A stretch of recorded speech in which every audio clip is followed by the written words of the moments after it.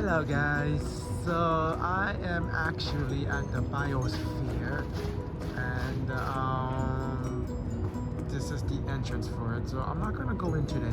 I'm pretty sure it's one of those things where you have to book online and there's a time slot, so you know what, next time when I come to Montreal, I'm definitely gonna I'm gonna focus more on the venue. I think for the duration of this trip, I'm just gonna focus more on just exploring the city and, you know, going to parks, wherever, like free venues that I'm allowed to go for free kind of thing, right? So that's pretty much what I'm just gonna do for the duration of this trip.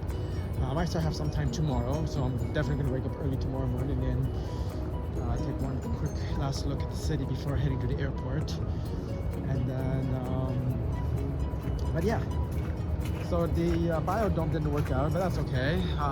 This place is actually pretty incredible.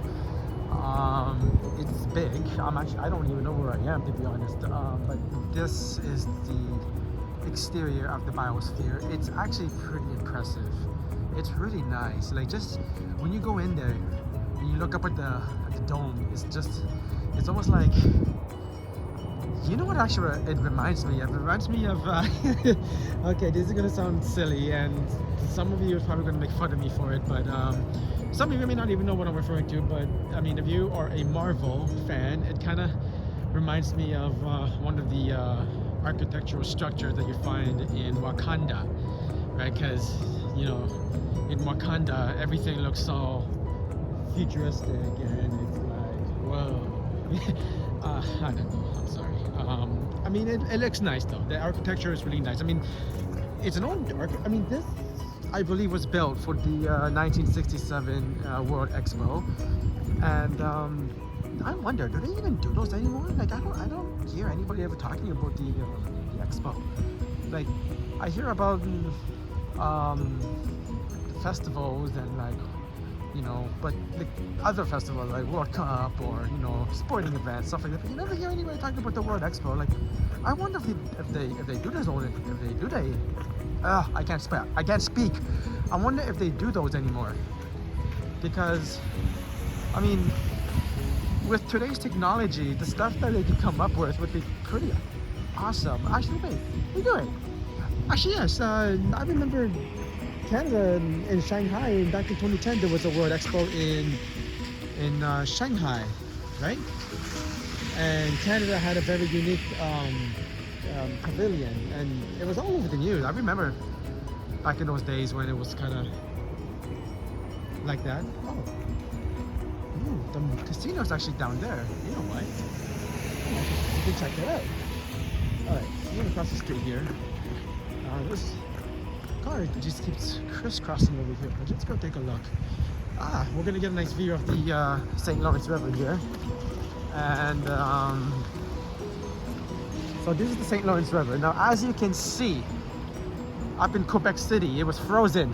Well, it wasn't frozen. I mean, it wasn't frozen. I mean, it was just, there was a lot of ice in the river floating about, and like it looked like it was frozen. It looked like the Arctic Ocean. Like, when you look at those pictures or National Geographic videos, you see the Arctic Ocean just covered in ice. It looked just like that. But as you can see here, there's no ice. Now, I can imagine this water being incredibly cold, because it's not really cold here today. I mean, the temperature was, I think we're sitting at 5 degrees, but there's definitely a breeze. Oh my god, that's because I was thinking of the song Crisscross.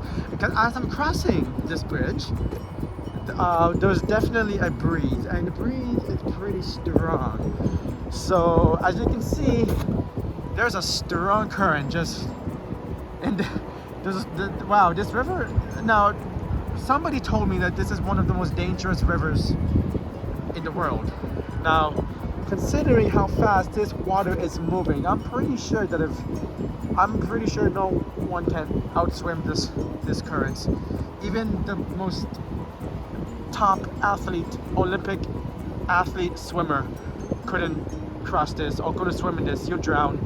There's no way anybody could survive this. I mean, just look at the current and look at the size of the river.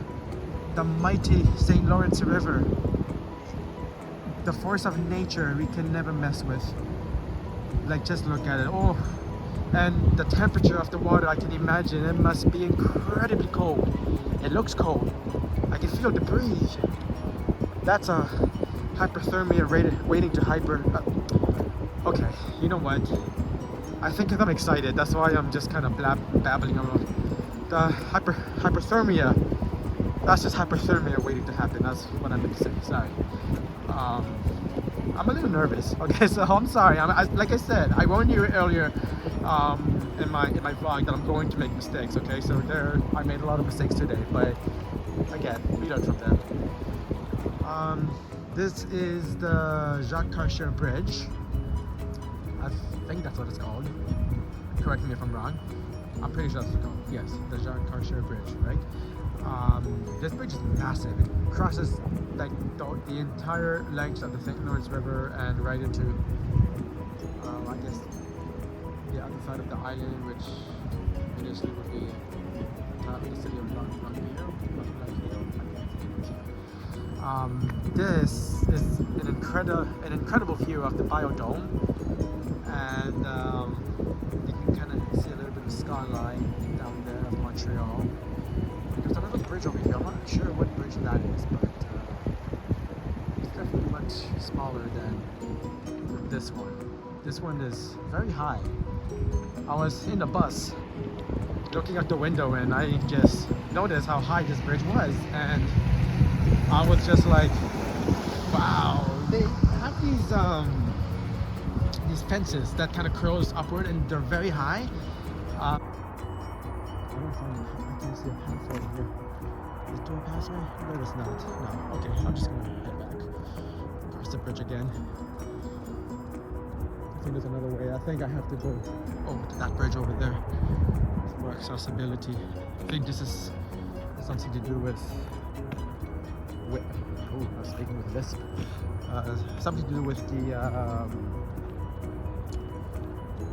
the river. I think there's a canal over here. There's like a tower over there that almost looks like an air traffic control tower, but it's most likely to control the boat traffic in the canal. I'm assuming that's what it is. I'm not sure what's down there. I can't really see it. Everything is kind of barricaded, so I can't really make out what's down there. That's okay though. Let's cross over here and head over to that direction over there. So I'm sorry guys. No, it's been hard. It's very hard.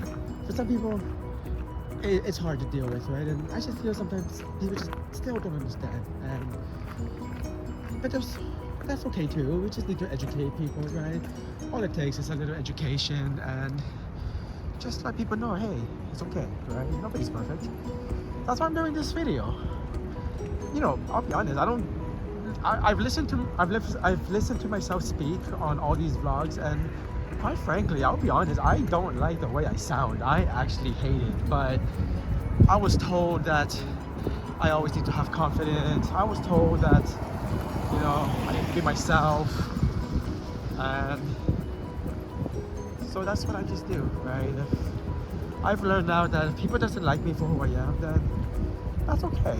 You know, I still try to be nice to everybody no matter what. Even if they treat me like garbage, I'll still be nice to them. You know, I do it. I've done it at work, on my other job. I mean, this is my second job, guys. I do want to make this a career. I'm hoping to launch these vlogs and make it a career, but not that I'm looking to make it my main career. Just the majority of this project is as a hobby, right? So, and quite frankly, I'm enjoying it. Yeah, I sound very funny when I hear myself, and I was like, oh, how embarrassing. But hey, this is my voice. That's how I sound. I have to accept that, right? Everybody has their different voices, and we always want to be like someone else, right? But no, we need to be ourselves, and this is who I am. And so I am Andy the Foot. And people told me that's not a good name, but you know what? It doesn't matter. If I have to change it, I'll change it. I mean, I don't know, whatever. If I do decide to upload this on YouTube, and I mean, there's any copyright fringes or anything like that, because you know the foot is the foot soldiers from the Ninja Turtles. So whatever. If I have to change it, I'll change it. But until then, that's what I'm going to keep it. I mean, yes, I called myself the foot because I thought of the Ninja Turtles, because I love the Ninja Turtles, and the foot soldiers is what it's pretty much their nemesis, right? That's what they fight. In the cartoon, they were robot ninja soldiers, which was cool, but in the movies, they were kids who were robbing people and committing theft all over New York City, right? And so that's the premise of the story of Ninja Turtles. Okay, this is confusing. I think I can go on this path here. Yes, okay. This path looks safe to walk on. So that's why I thought of the foot. But the main reason why I've decided to call myself the foot is because I like to walk. And I'm walking. I'm always on my foot. I'm always on the move. I mean, like literally, I'm always on the move. Like I'm never. It's just. I have this thing where I can't sit still. I'm always moving. I'm always going to places, right? Like even when I don't have to go to places, when it's not necessary. Sometimes people will tell me, no, why do you want to go there? It's not necessary. You're just wasting money. It's like, why not? I have the ability to do it. I do it because you never know. It may come a day where I will not be able to do this anymore, right? Knock on wood, that never happens. But you know, I learned something too when I watched Kung Fu Panda with my daughters, and there's a scene where Master Oogway is conversing with Master Shifu, and Master Oogway says to Shifu that okay, I just lost my train of thought. Yes, sorry, I'm walking on a path and it's kind of muddy and it's raining. It's raining, so I may have to turn back soon. So that's why I just kind of see. I forgot what we're talking about. What was I talking about? Yeah, okay, you know what? It'll come back to me. It was something that I learned while watching Kung Fu Panda. Ah, I remember now. He said, the past is behind us, the future is unknown, the present is a gift. That is why it is called the present. So we have to live in the present. We have to live in the moment. Right? So that's why we do what we can. While we are alive, while we are healthy, we do what we can. If you like to just sit home and lounge around and watch TV or just, you know, just relax, that's okay too. There's nothing wrong with that. Everybody has their way of enjoying their leisure times, right? So if that's your thing, that's your thing, right?